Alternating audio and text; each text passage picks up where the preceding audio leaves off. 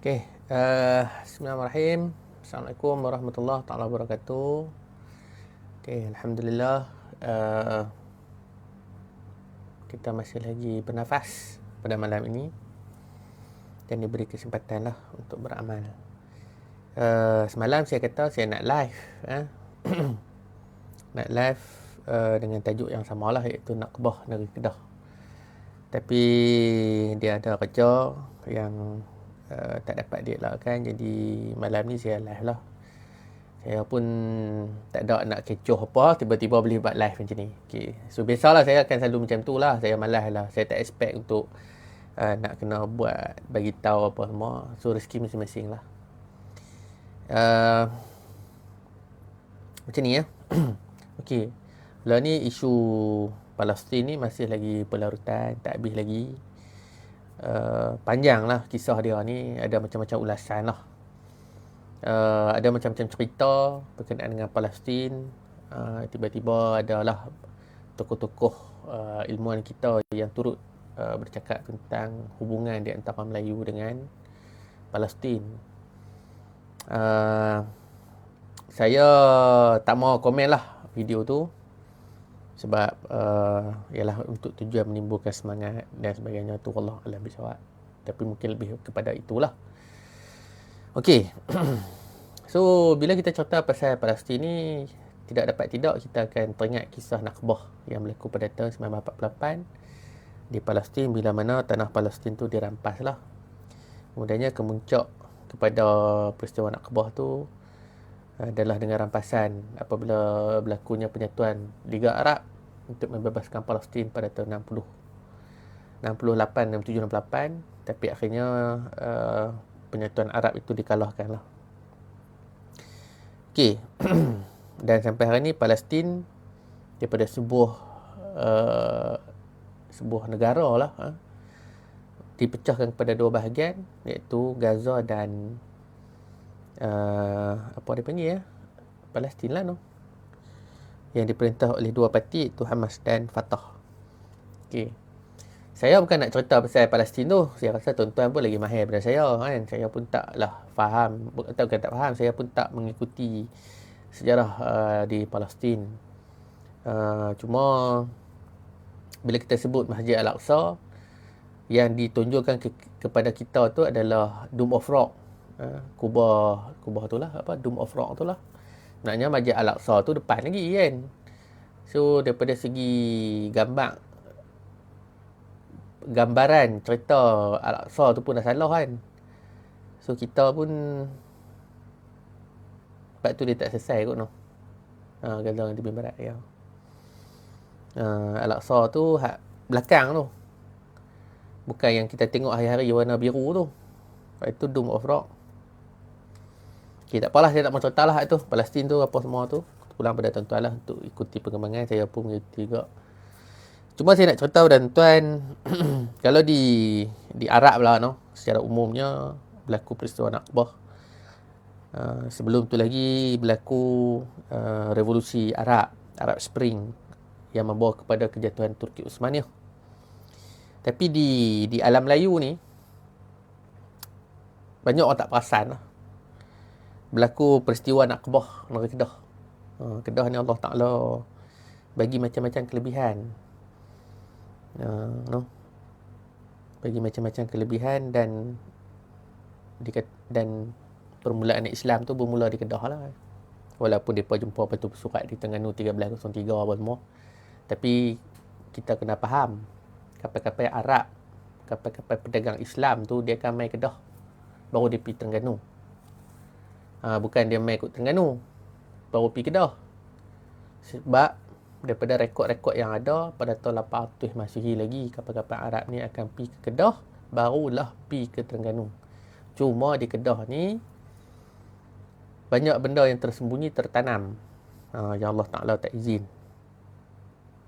Cuma diceritakan dari mulut ke mulut lah. Okey, itu yang pertama. Yang kedua, bila kita sentuh pasal Nakbah ni, naknya kalau kita faham betul-betul Nakbah ni adalah kebangkitan, satu kebangkitan oleh sebuah bangsa apabila dia ditekan lah.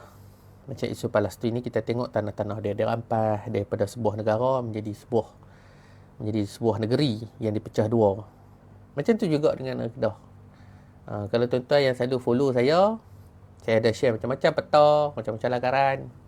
Saya pernah tunjuk satu map yang tersebar luas lah, map tu, tentang luasnya negeri Kedah yang bermula daripada Beruas sampailah ke Tanah Serim.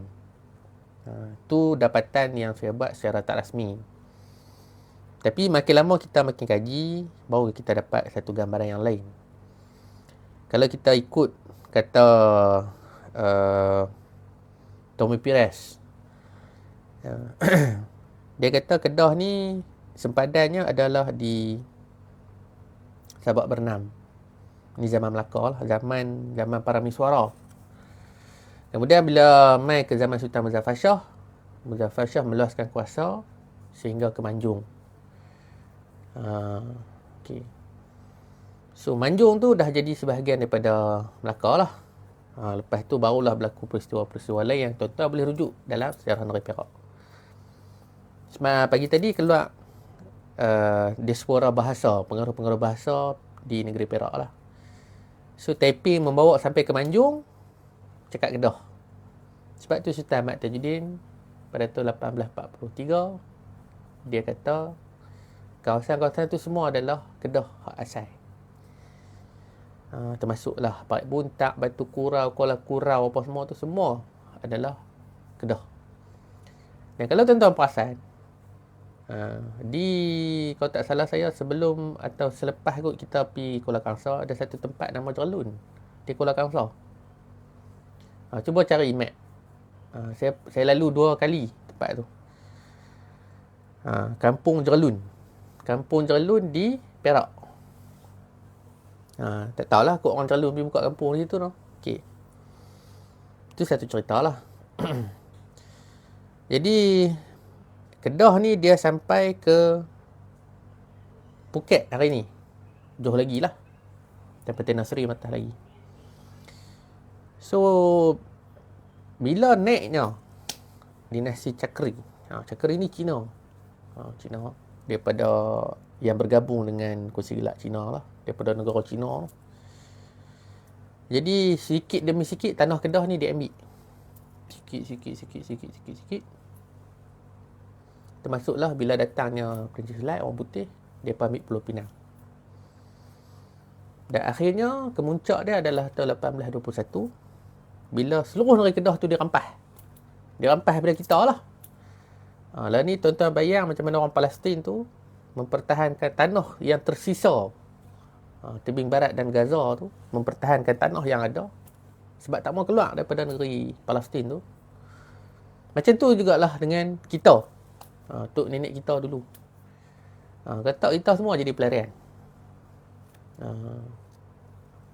Kata kita semua jadi pelarian. So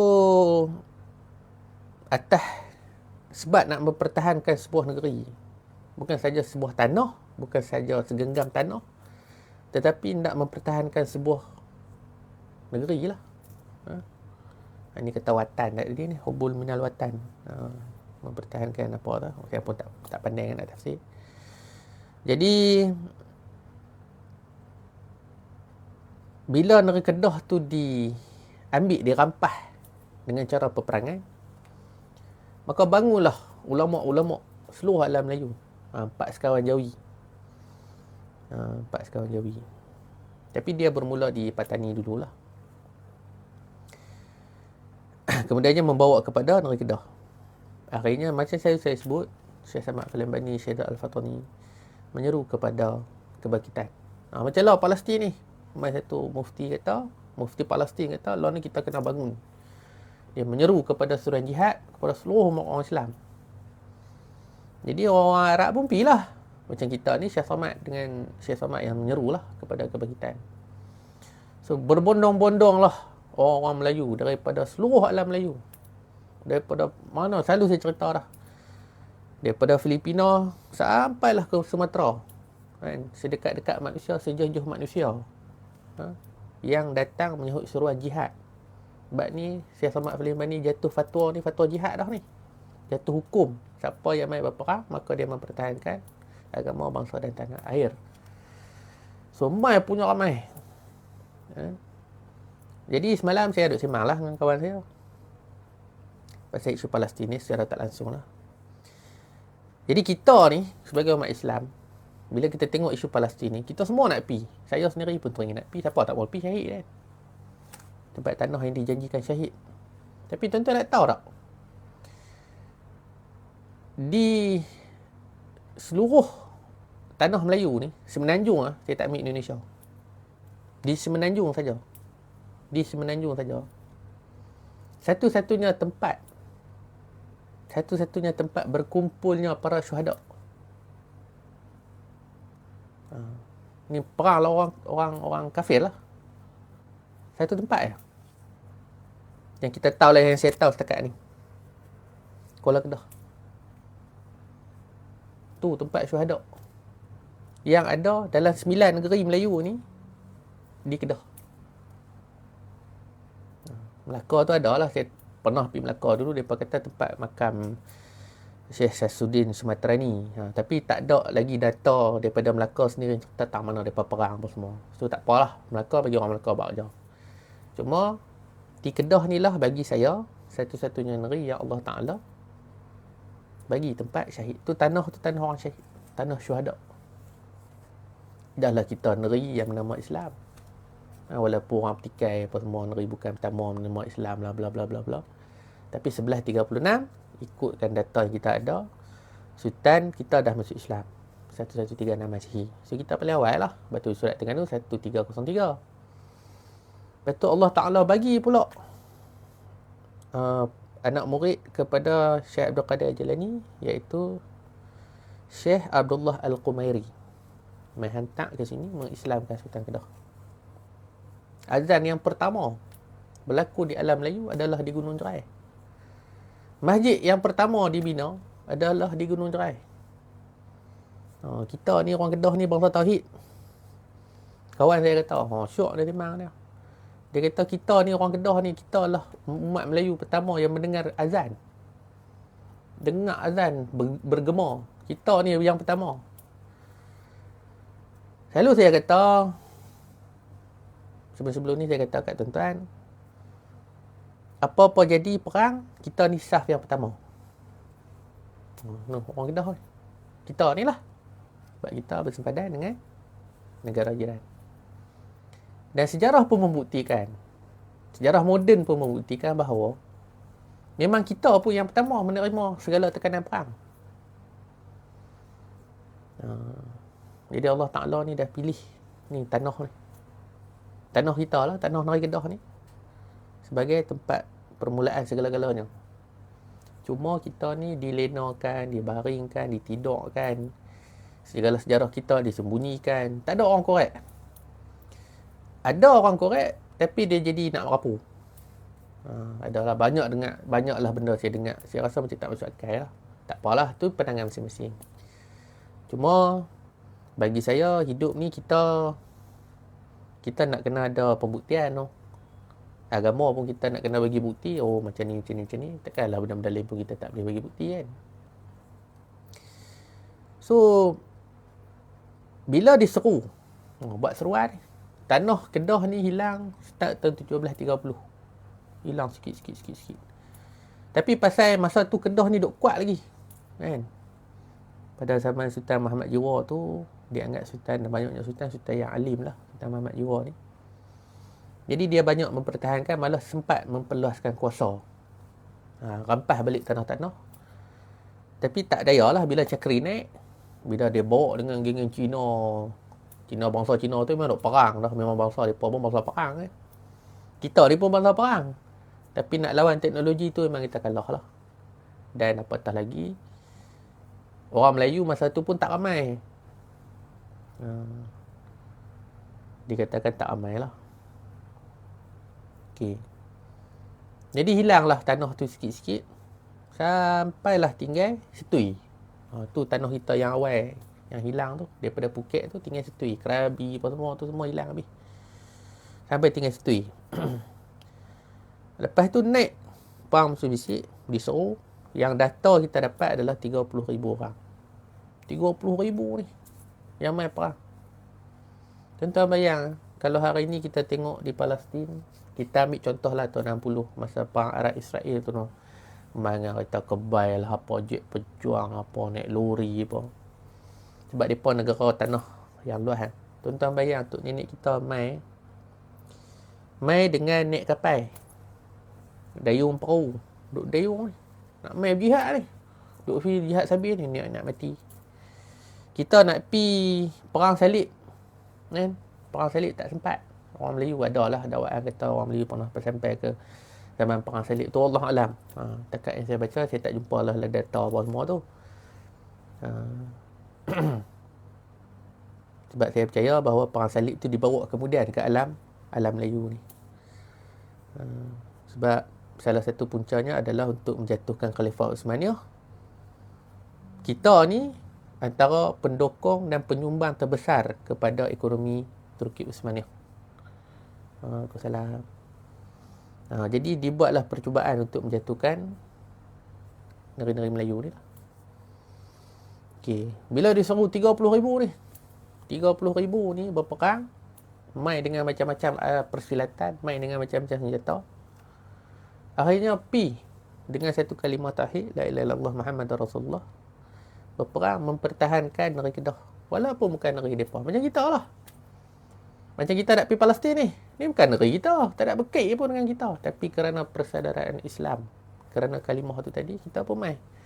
Semua orang main nak pergi berjihad. Sama juga negeri Kedah. So nampak tak ada persamaan tak cerita Palestin dengan Kedah tadi. Cuma apa yang berlaku di Kedah ni lagi awal, 1821. Yang berlaku di Palestin 1948. So kita pun perang sampailah ke Singgora tu. Tapi apa akan daya, takdir. Ni kata takdir. Takdir. Akhirnya kita Allah. 2 kali perang Allah. Last kali mainlah British ni duk perhati macam lah. Kalau tengok isu Palestin tu pun sama lah. Memanglah mereka duk pituk orang Yahudi kat situ. Mereka lah yang menjadi pendamai. Mereka yang jual senjata. Mereka yang bangunkan ekonomi. Mereka yang meruntuhkan ekonomi Palestin. Sama. Apa yang berlaku di Kedah sampai hilang Pulau Pinang tu sama. Kerja British, dia punya program, sistem yang dia buat untuk menjatuhkan sesebuah negara untuk mendapatkan kekayaan sama. Skrip tu sama. Contoh saya bagi. Masa kita duk perang ni, kita duk tengah nak perang. Contoh zaman Sultan Abdullah ni. Kedah hampir-hampir berperang dengan Siam. Perancis lah yang jual senjata api. 8,000 musket dia jual kepada Siam dan Kedah. Tapi yang paling banyak beli sama lah. Paling banyak beli Kedah. Perancis lah kaya. Tapi siapa pun kata dia kaya? Tak ada siapa pun pernah cerita kata Perancis ni orang yang kaya. Yang kita tahu dia buka Pulau Pinang, dia mati sikit malaria. Tapi sebenarnya Perancis orang yang sangat kaya. Pasal dia jual senjata. Dan dia yang mengadu domba di antara petani dengan Siam.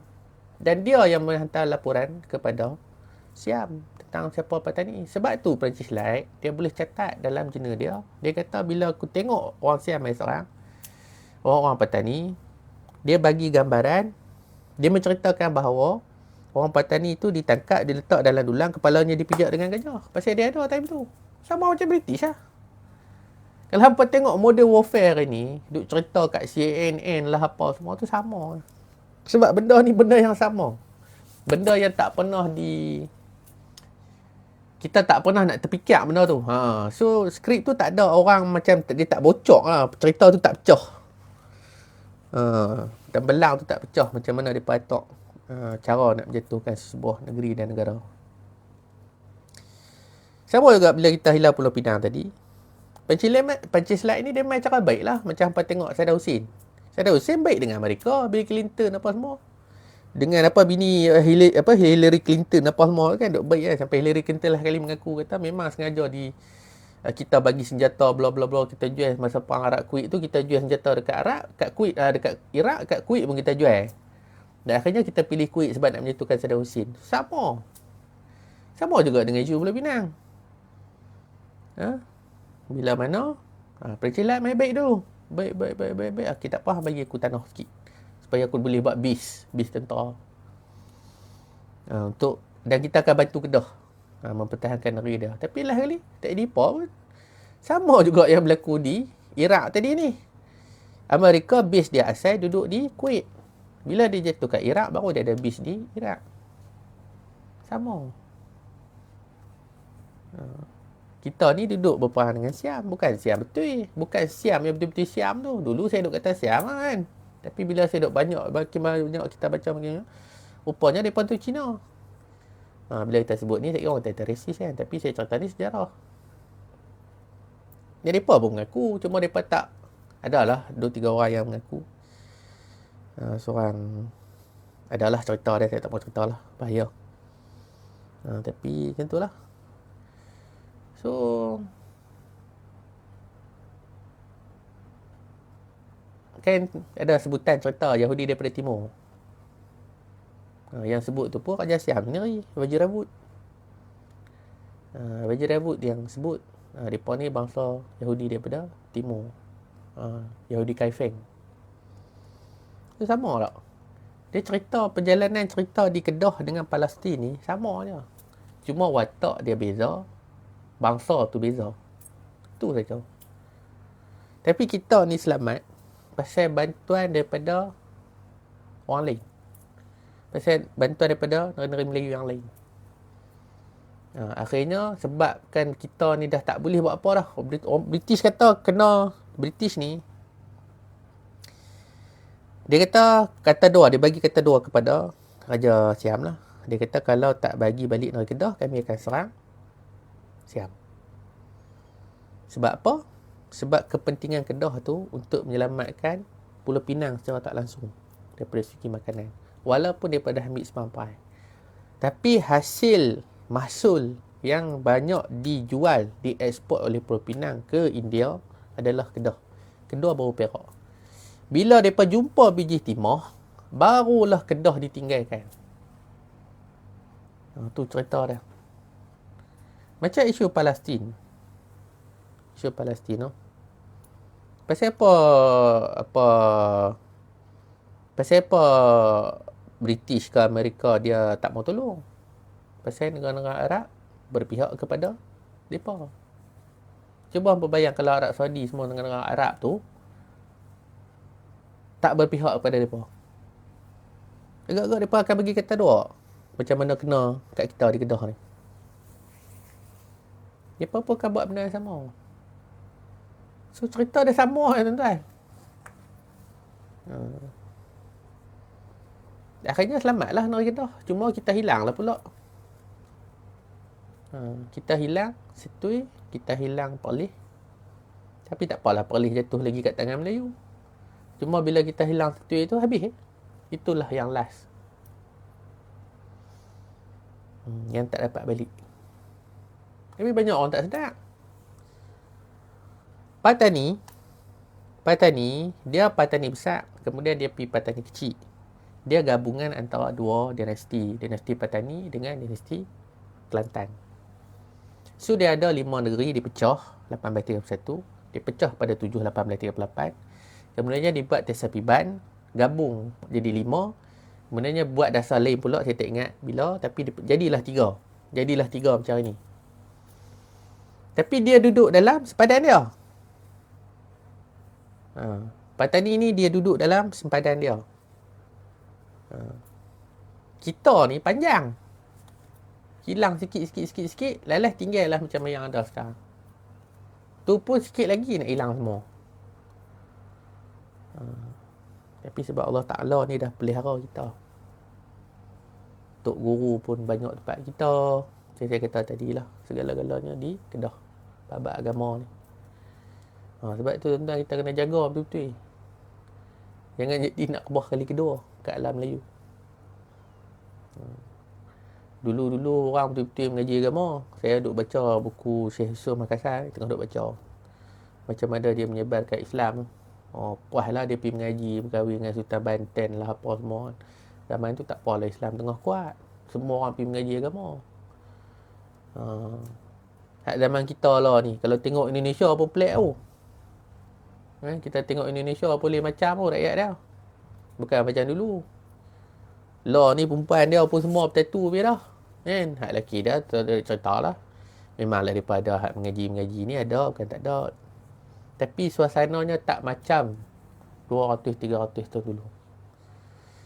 Kalau kita nak berperang dengan cara agama tu, kena lawan munafik dulu. Kena lawan pok-pok munafik dulu. Barulah mai hang muslimin. Ni kalau kita nak harap bantuan daripada Indonesia. Bukan saya nak kata Indonesia keseluruhan. Tak. Sebahagian. Kita nak harap siapa? Kita nak harap Sulu. Bangsa Moro. Mereka pun duk perang dengan Filipina. Dulu tak ada. Mereka duk perang dengan Sepanyol. Tapi Sepanyol bagi kuasa autonomi. So, mereka boleh bergerak bebas. Kita nak harap siapa lagi? Kita nak harap Sumatera. Sumatera Indonesia. So, keadaan tu dah berubah. Agama tu dah dicabut daripada kita. So, kalau lah mai lagi sekali seruan jihad.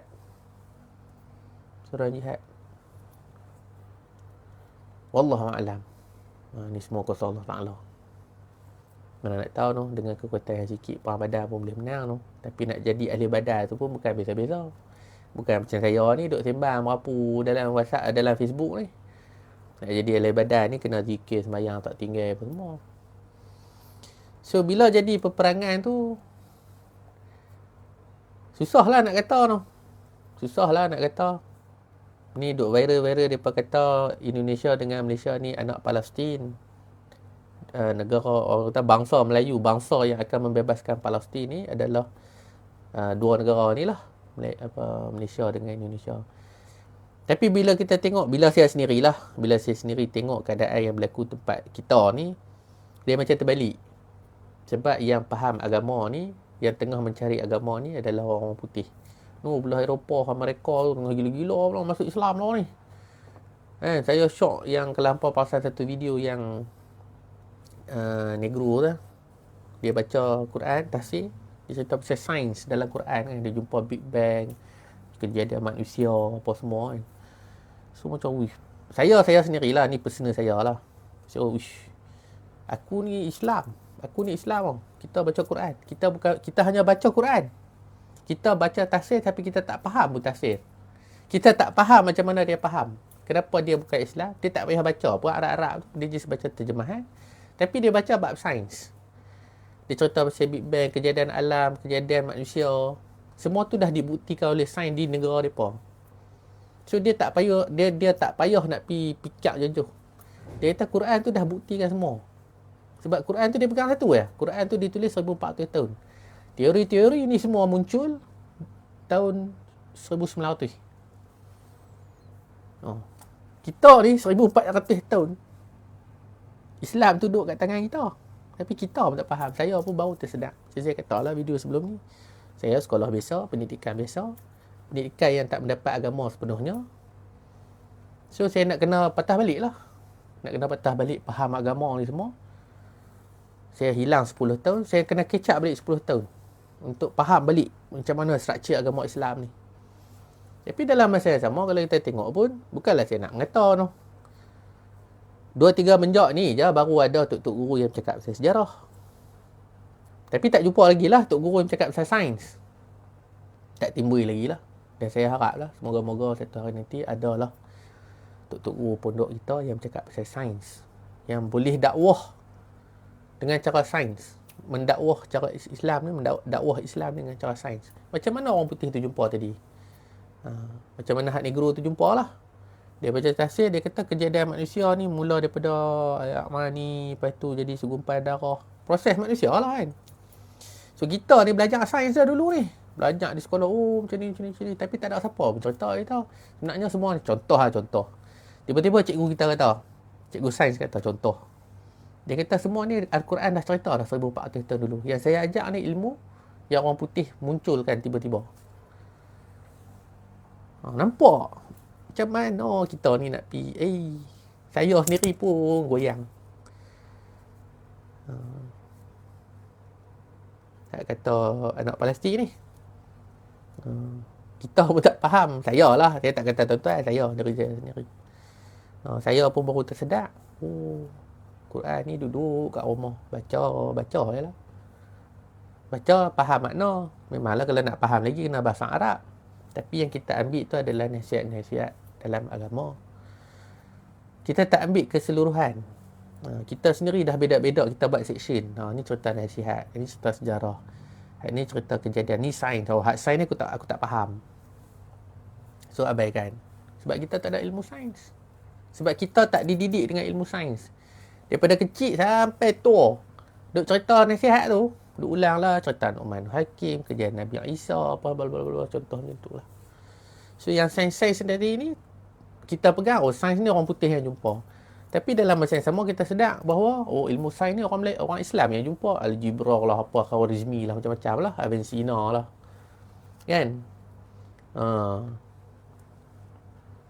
Kita pegang kat tu.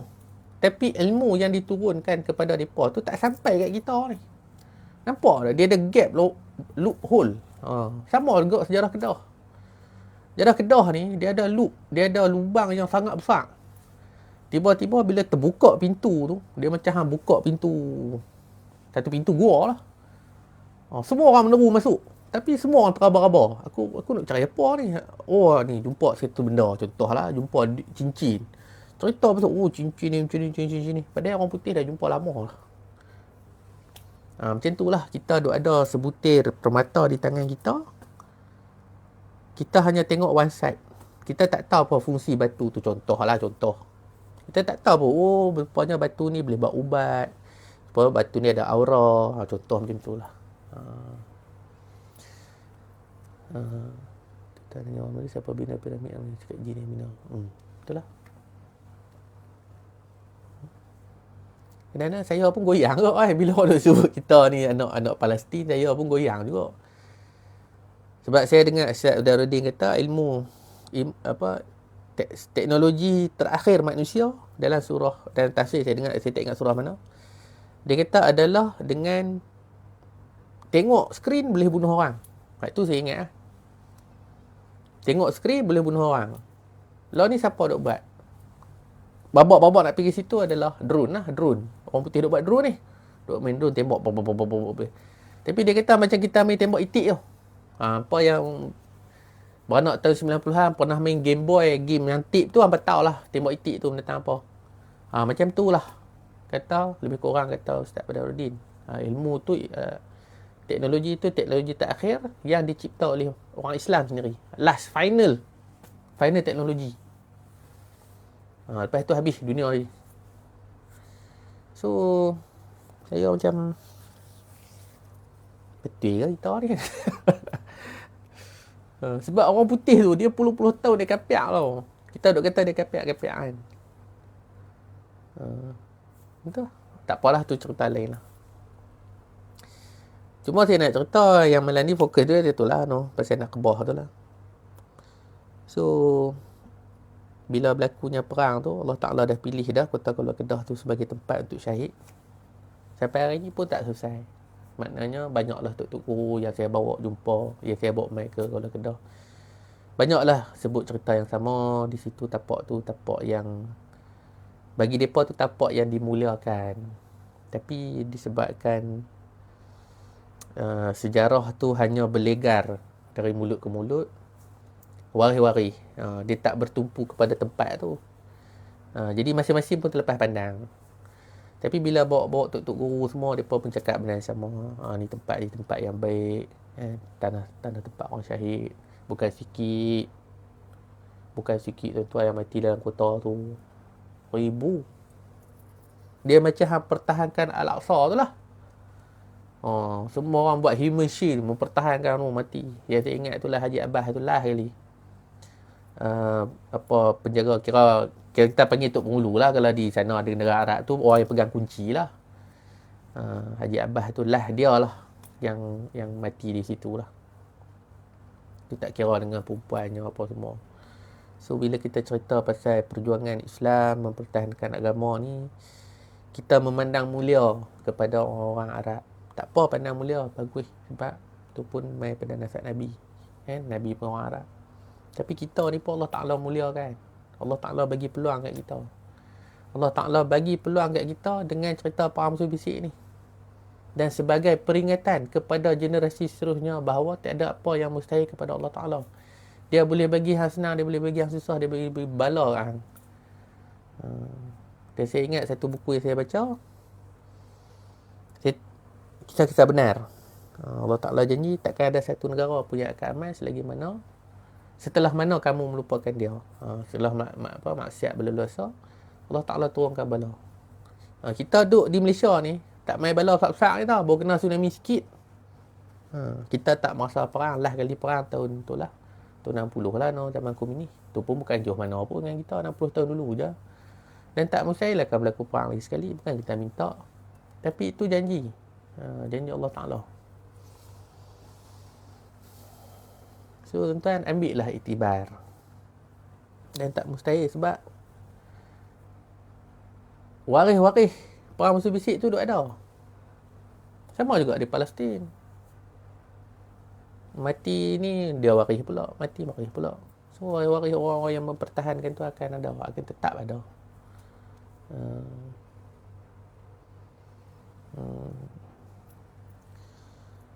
So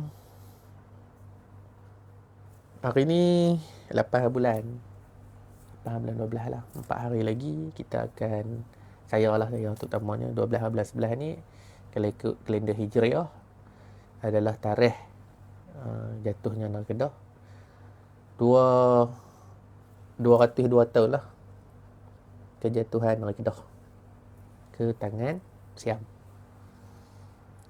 Pada hari Sabtu ni lah. Dan yang menariknya ialah kalau tak salah saya, tuan-tuan cuba cek kalender, cuba cari tengok betul atau tidak.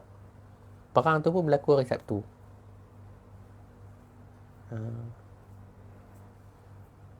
So Sabtu ni adalah hari yang sama dan tarikh yang sama, cuma tahun yang berbeza, di mana kita akan memperingati 2 tahun perang musuh bisik. Tahun ni saya tak ada nak kelola, tak ada nak buat acara macam tahun lepas. Saya cuma boleh harap tuan-tuan pada Khamis malam Jumaat ni, saya minta tolong yang nonton ni lah, kalau boleh buatlah baca Yasin tahlil kepada moyang-moyang kita yang telah pergi, khususnya yang syuhada lah.